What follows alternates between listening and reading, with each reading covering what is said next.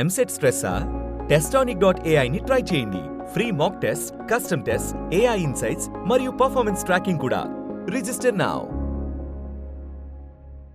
మన రాష్ట్ర భవిష్యత్తు, మన దేశ భవిష్యత్తు మీ కళలో కనిపిస్తుంది. అలాంటి యంగ్స్టర్స్, ఆల్ స్టూడెంట్స్, మీ అందరికీ సభాముఖంగా నా హృదయపూర్వక అభినందనలు, ధన్యవాదాలు, నమస్కారాలు తెలియజేసుకుంటాను. It's a great opportunity to be here one amongst you all.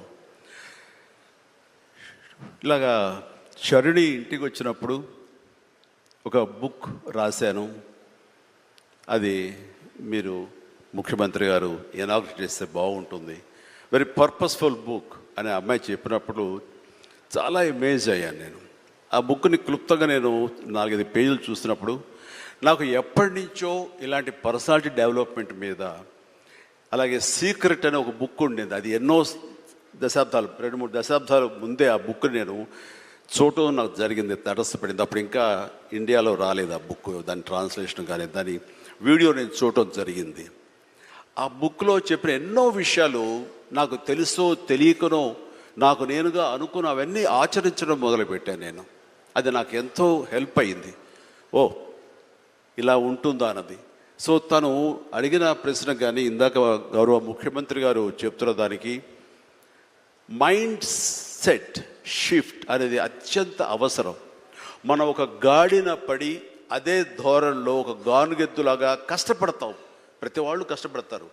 But ఆ కష్టపడటంలో స్మార్ట్గా కష్టపడతారా, హార్డ్ వర్క్ తోటి వాళ్ళు కష్టపడుతున్నారా అనే దాని మీద మనం ఆలోచించుకుంటే కనుక చాలామంది ఇలాంటి అవేర్నెస్ లేక, ఇలాంటి శరణి లాంటి వాళ్ళు ఇచ్చేటువంటి పుస్తకాలు వాళ్ళకి గైడ్ చేయక, లేకపోతే గురువులు గైడ్ చేయక, లేకపోతే వాళ్ళుగా ఆ షిఫ్ట్ అనేది తెలియక అదే గానుగెద్దులాగా అదే కష్టంతో అలాగే జీవితాన్ని వెళ్ళదీసే వస్తారు. అట్లాగే ఏదో టైంలో రిటైర్డ్ అయిపోతారు, జీవితం చాలిస్తారు, ఇది చాలు ఈ జన్మకి ఇంతే అనుకుంటారు. అది కరెక్ట్ కాదు. మైండ్ షిఫ్ట్ చేయటం మూలంగా కష్టపడే మనస్తత్వం ఉంటే నీ ఇష్టమైనటువంటి ప్రొఫెషన్లో కనుక నువ్వు ఉండగలిగితే ఆ రాణింపు, ఆ వెళ్ళే హైట్స్ అది వేరే. అంటే ఉదాహరణకి నేను చెప్పుకుంటే నా గురించి సాదాసీదా కుటుంబంలో పుట్టి ఒక మామూలుగా ఒక డిగ్రీలో యావరేజ్ మార్కులతో చేసిన తర్వాత ఏం చేయాలి, ఎలా చేయాలి అని అనుకుంటే నా తల్లిదండ్రులు నన్ను గైడ్ చేసేంత నాలెడ్జ్ కూడా వాళ్ళకి లేదు. అలాంటి టైంలో నాకు అనిపించింది, నాకు చిన్నప్పటి నుంచి ఇంట్రెస్ట్ యాక్టింగ్. 10th క్లాస్ చదువుతున్నప్పుడు ఒక డ్రామా వేశాను, బెస్ట్ యాక్టర్ వచ్చింది. కాలేజ్ డేస్లో ఇంకో డ్రామా వేశాను, అది బెస్ట్ యాక్టర్ వచ్చింది. అది documented, it's that full proof. So నాకు అనిపించింది, ఓహో మనలో గొప్ప నటుడు ఉన్నారనమాట. మనం కనుక ట్రై చేస్తే సినిమా ఇండస్ట్రీలో ఒక లెవెల్లో ఉండొచ్చు అనమాట. ఎందుకు వెళ్ళకూడదు మనం సినిమా ఇండస్ట్రీకి అని అనగానే ఎవరితో మాట్లాడినా సరే, ఏ సినిమా ఇండస్ట్రీ తక్కువ అనుకుంటున్నావా, నీకు తెలిసిన వాళ్ళు ఉన్నారా, నువ్వు వెళ్ళగానే పెద్ద గొప్ప అందగాడేవా, నేను వెల్కమ్ చేసేస్తారా అంటూ అందరూ నెగిటివ్గానే అనేవాడు. అదే సహజం. ఎందుకంటే ఇండస్ట్రీకి వెళ్ళి పాడైపోయిన వాళ్ళు అధిక సంఖ్యలో కనబడుతున్నప్పుడు నేను ఎక్కడో లింగులు ఇటుకుమంటూ నర్సాపురం, మొగల్తూరు ఆ ప్రాంతం నుంచి వెళితే కనుక ఎంకరేజ్ చేసే భలే ఉన్నారో వెళ్ళరా అనేవాళ్ళు ఎందుకు ఉంటారు. కానీ లోపల నా తపన అంతా ఖచ్చితంగా వెళ్తే వెళ్ళాలి అనిపించింది. అదే విషయం అమ్మా నాన్నలు చెప్పాను. నేను మైండ్ షిఫ్ట్ గురించి మాట్లాడుతున్నాను. అమ్మా నాన్నలు చెప్తే, నువ్వు వెళితే నీకు ఇంట్రెస్ట్ ఉంటే వెళ్ళు, కానీ ఏదైనా జరగచ్చు, రేపు పొద్దున నువ్వు రాణించవచ్చు, రాణించకపోవచ్చు. అలాంటి పరిస్థితిలో టైం వేస్ట్ కాకుండా ఇంకో కోర్స్ కూడా చేస్తే, నువ్వు చెన్నై వెళ్తానంటున్నావు, నీ ఫిలిం ఇన్స్టిట్యూట్ ట్రైనింగ్తో పాటు ఇంకో కోర్స్ కూడా చేస్తే బాగుంటుంది కదా.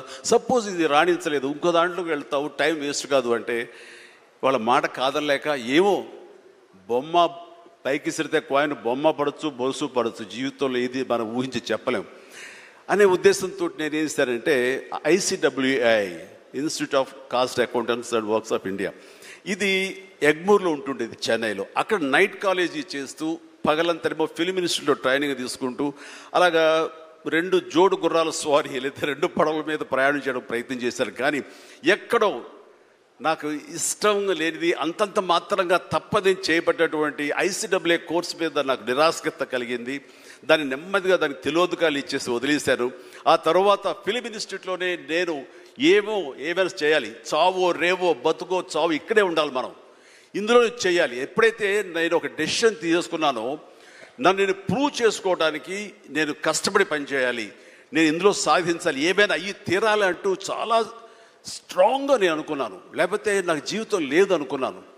అలాంటి పరిస్థితుల్లో సినిమా ఇండస్ట్రీలో, ఫిల్మ్ ఇన్స్టిట్యూట్లో నేను ట్రైనింగ్ తీసుకోవడం ఏంటి, సినిమా అవకాశాలు రావడం ఏంటి, అవి సద్వినియోగపరచుకోవడం ఏంటి, దాన్ని ద బెస్ట్ నేను చూపించుకోవడం ఏంటి, అక్కడ ఉన్నటువంటి డైరెక్టర్స్ వీళ్ళందరి చేత వావ్ అనిపించుకోవడం ఏంటి, అందరి దృష్టి నా మీద ఉండేలాగా నేను ఎక్కువగా యాక్టివ్గా ఉన్నటువంటి ఇవన్నీ నాకు దోహదపడి సినిమాలతో సినిమా అలాగా అంచెలంచెలుగా నేను ఈ రోజున మీరు చూస్తున్న ఈ స్థాయికి నేను వచ్చాను. ఇక్కడ ఏంటంటే ఏమైనా సరే రెండు చేద్దాం, ఏమో జీవితం ఏమవుతుందో అనే అభద్రతా భావంతో ఉండే కంటే కాదు, ఖచ్చితంగా అనుకుంటే సాధించవచ్చు, నాలో టాలెంట్ మీద నాకు నమ్మకం ఉంది, నేను సాధించగలను, కాబట్టి అది వద్దు అనుకుంటూ మైండ్ షిఫ్ట్ చేసుకుని దీని మీద ఫోకస్ పెట్టాను సరే, అక్కడ నేను సఫలీకృతుడయ్యాను. అదే శరాణి చెప్పేది. ఎక్కడ డౌట్ ఉండకూడదు.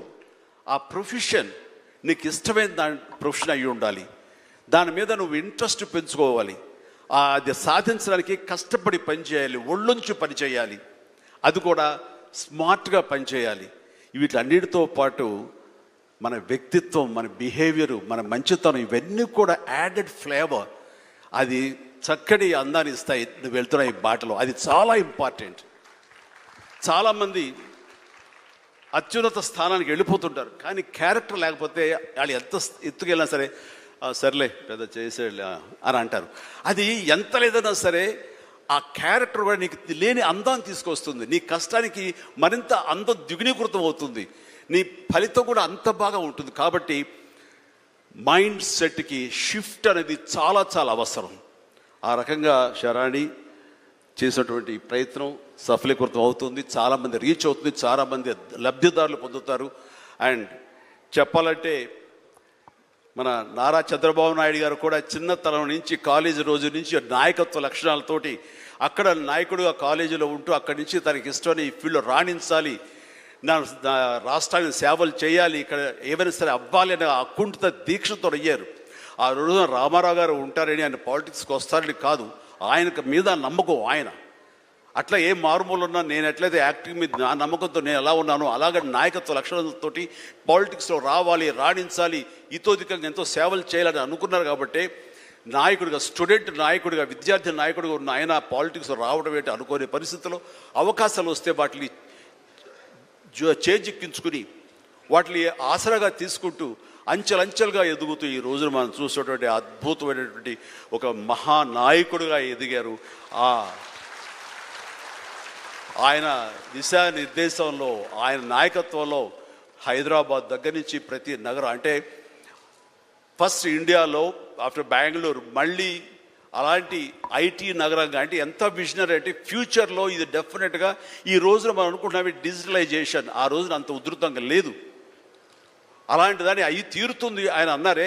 ఆయన మైండ్ సెట్ ఆ రోజు అలా షిఫ్ట్ చేసుకుని దానికి కట్టుబడి ఉన్నారు. కాబట్టి ఈ రోజున ఐటీలో కానివ్వండి, అతను డిజిటలైజేషన్లో కానివ్వండి, ఇదిగో ఈ రోజున ఏఐలో కానివ్వండి, ఆ స్థాయికి వెళ్ళటానికి నాంది పలికినటువంటి పాయనీర్ మన చంద్రబాబు నాయుడు గారు. సో ఇలాంటి నాయకుల మైండ్ సెట్ షిఫ్ట్ అవ్వడం అన్నది ఎంతగా అభివృద్ధిలోకి ఎంత ఇదిగా ఉందో మనం తేటతెల్లంగా చూస్తున్నాం. కాబట్టి it's a wonderful subject, Sharni. I do appreciate. All the very best. Thank you so much, sir.